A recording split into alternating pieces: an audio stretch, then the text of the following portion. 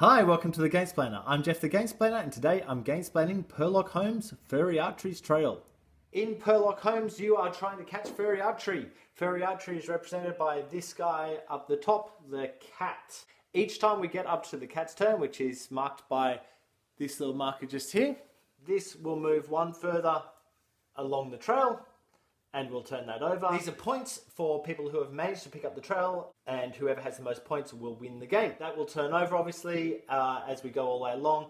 The first few are not turned over, so there's some surprise points for everyone else. It gives a chance to be ahead or behind or not really know what's going on. Once Furry Archery gets to the end, he has escaped, which means that everyone at the table loses, Furry Archery wins. If one of the detectives manages to catch Furry Archery, then the players win. Whoever has the most points is the winner. There are colours on the back of both of these tokens to show if you are the winner or the loser. They don't really play much into the game, so I will be ignoring them. We start by seeding the deck. Seeding the deck looks like getting a card into your little standee, so you cannot see it, but everyone else at the table is able to see it. I have set it up. I will have a lovely assistant give me a nod or a shake, because I don't know what those two cards are that are set up at the moment.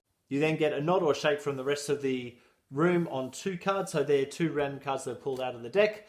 So this card here is either a dog or it's a 12, 1 or 2.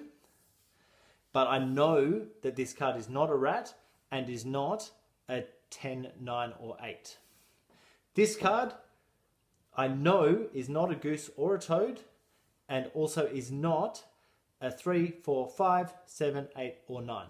So you can use the information that's given to you to work out what is on the other side of the card. How do we get points? We get points by having a guess or working out, a deduce if you like, the card that is in front of you that you cannot see. So if I had a guess that that was a dog at 12 o'clock and it happened to be a dog at 12 o'clock, then I would take these two cards, sit it on top of this. Obviously the owner of this would be able to look at them to see what the points are, and we remove those cards, seed another card and keep on going.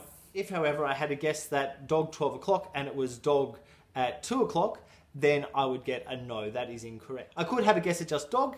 If that was correct, then I would get that card and one token only. Or I could guess at, say, 12 o'clock. If it was 12 o'clock, I would get that card and one token only. So there's three different ways that you can work out what is on the card.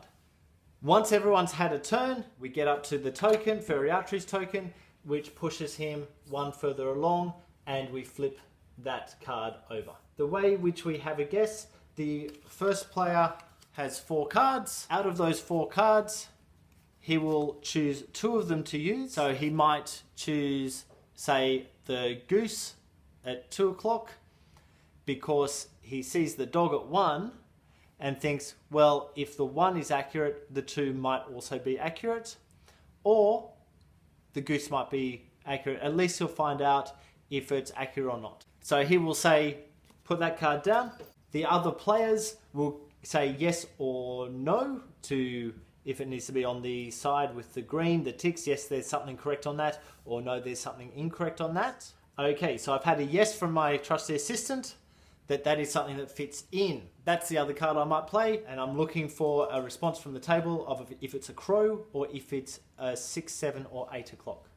And I've also had a yes on that. So the information at hand tells me that this is actually a crow because these two are really similar in numbers. It could be a 2, it could be a 1, can't be a 3 because that one wouldn't be correct. It can't be a 12 because this one wouldn't be correct. So by the powers of deduction, I'm saying I could definitely say it's a crow. I would be guessing at what time it's at. So I might wish to take that guess. I might not wish to take that guess. Say I take the guess and say, I think this is crow. I think this is 1 o'clock. I will either get a yes or a no. If I've got a half of that correct, I will get a no on that answer. So I have guessed crow 1 o'clock. and it is crow 1 o'clock. At which point, I will get 2 tokens. I will personally only be able to have a look at them, so I know that I've got 5 points. Then the rest of these cards are gathered in, thrown to the discard pile. A new card is put up as the next thing that I'm chasing. I turn over the top 2 cards, so say that one, I get a yes on that, which puts it to the left side, and the second one, which I'd also get a yes at. Then the 2 cards that are left in my hand get passed to the next player, who already has 2 cards left over from what they've been dealt at the beginning. I then deal myself 2 fresh cards. If I was to guess that and guess that wrong, I wouldn't be taking the fresh 2 cards. The 2 cards in my hand would just get passed to the next player. And when it gets back to my turn, I'm only going to be using the cards that are passed to me, or if the person before me is not able to pass cards along simply because they've got things wrong as well and it's all depleted. So I have no cards in my hand, nothing's being passed to me, at which point I will just deal myself 2 fresh cards and I'll have to work out if those 2 cards are useful. The next player then has their turn. They can use the information of everything they can see. So they can see their cards that are not correct, they can see my cards that are correct, my victim that was correct, and the top only of the discard pile. You cannot dig through the discard pile to have a look at the rest, and they need to do exactly the same thing that I just did. The object of the game is, as I said before, catch Furry Archery before he escapes from the trail. So this guy has his turn, say he's had his turn, he hasn't guessed anything. It's now Furry Archery's turn. All that he does is moves 1 along the track and flick that over.